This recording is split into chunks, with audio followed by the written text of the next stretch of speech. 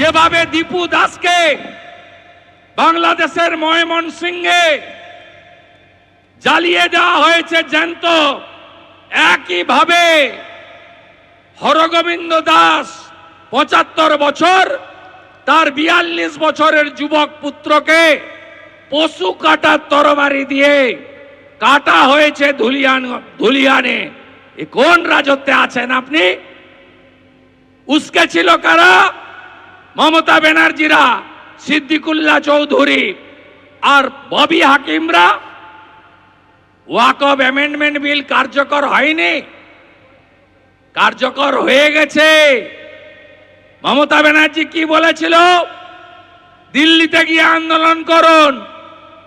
মমতা ব্যানার্জি কি বলেছিল? আমার প্রাণ থাকতেও পশ্চিম বাংলার মাটিতে ওয়াকফ অ্যামেন্ডমেন্ট বিল কার্যকর করতে দেব না। যারা মমতা ব্যানার্জির হয়ে এখানে বাজনা বাজান, রহিম বক্সি, তাজমুল হোসেন, বৃদ্ধ সমর মুখার্জি, আর এখানে তো পরিযায়ী এমএলএ নিহার চন্দ্র ঘোষ, উত্তর দিতে পারবেন? উত্তর দিতে পারবেন না। মোথাবাড়িতে হিন্দু দোকান লুট, ঘর, ধুলিয়ান শামসেরগঞ্জে আগুন, কার স্বার্থে করেছিলেন আপনারা? এই জিনিস বন্ধ করতে হবে, পরিবর্তন আনতে হবে। এই মুহূর্তে আমাদের সঙ্গে টেলিফোনে রয়েছেন তৃণমূলের রাজ্য সহসভাপতি জয়প্রকাশ মজুমদার। কি বলবেন জয়প্রকাশ দা? না, শুধু হাওয়া গরম করে বাংলাকে অশান্ত করার চেষ্টা করছে। এত অনুপ্রবেশকারী, রোহিঙ্গা এইসব বলে মানুষকে ভয় দেখাচ্ছে, ভোটারদের ভয় দেখাচ্ছে। সারা বাংলাকে লাইনে দাঁড় করিয়ে দিল। ৮০ বছরের মহিলাকে মুমূর্ষ অবস্থায় আসতে হচ্ছে লাইনে, এই শুভেন্দু অধিকারী, এই অমিত শাহ আর এই ইলেকশন কমিশনের জন্য।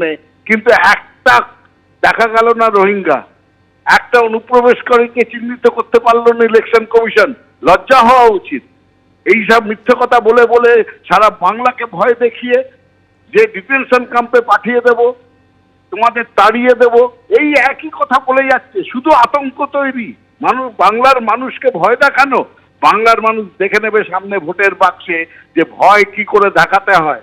পগার পার করে দেবে এই বিজেপিকে। শুভেন্দুবাবু কি করে নিজে জিতবেন সেই দিকে লক্ষ্য রাখুন। ওখানে গিয়ে অত বড় বড় কথা না বললেও হবে। ধন্যবাদ আপনাকে। শুভেন্দু অধিকারী, হুমায়ুন কবিরদের গাছে বেঁধে ঝাঁটাপেটা করা উচিত। মায়েদের উচিত এদের ঝাঁটাপেটা করা। এরা ধর্ম নিয়ে রাজনীতি করেন। মন্তব্য গোসাবা ব্লক তৃণমূলের কার্যকরী সভাপতি সুবিদ আলী ঢালির। গতকাল তৃণমূলের প্রতিষ্ঠা দিবস উদযাপনের মঞ্চ থেকে বিস্ফোরক মন্তব্য করেছেন তৃণমূল নেতা।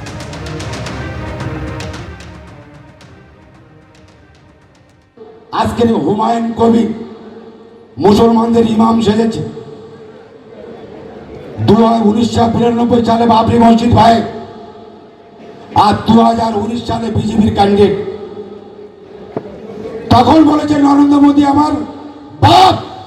এই হুমায়ুন কবির যে মসজিদ ভাঙলো, যে মসজিদ ধ্বংস করলো, আর সেই হুমায়ুন কবির বাবরি মসজিদের আরেকটা দাঙ্গা তৈরি করছে।